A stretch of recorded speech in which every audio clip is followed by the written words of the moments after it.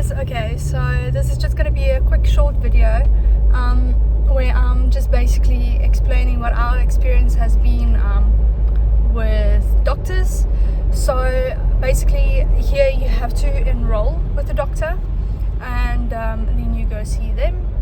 I think you can just go see someone else, but then you pay more. And when you go to the emergency room or like Lakes Prime Care after hours doctors, you pay more if you're not enrolled with a doctor.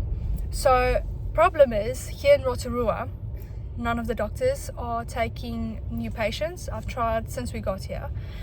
So that's been a bit of a problem because I've been sick twice, Chris has been sick twice, and Olivia's been sick 3 times now. So basically, I spoke to my boss. He's a ex-South African as well, but he's been here for a very long time. So he said his neighbor is a doctor and he'll talk to him, and that's how we finally enrolled with the doctor. So they're doing us a favor. So we were very lucky. So we enrolled with them, and like 2 days later, Olivia got a high fever and we had to take her to like Lakes Prime Care. That's an after hours medical center, and we didn't pay anything.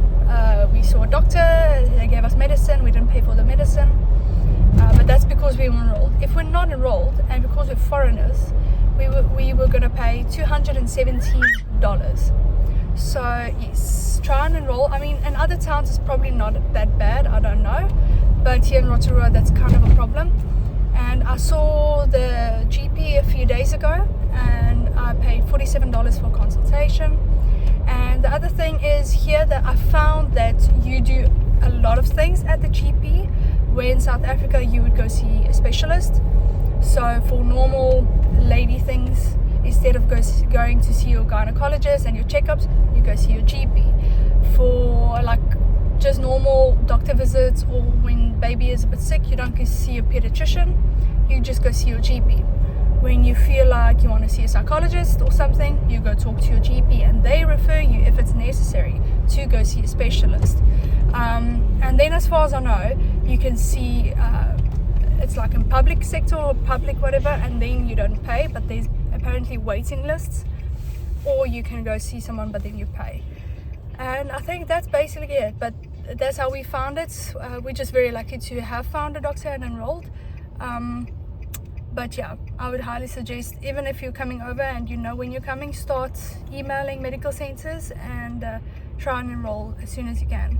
Hi guys, I just quickly wanted to add on to that. We haven't used it before, but as far as I know, if you go to the emergency room for an accident, falling off a bike or whatever, there's an accident fund that I've heard of, and apparently if you go to the emergency room for an accident, you don't pay anything either. That fund covers everything. So yeah, I just wanted to add that onto it. But I think for anything else, if you're an adult and you're going to emergency department, you'll probably get a bill.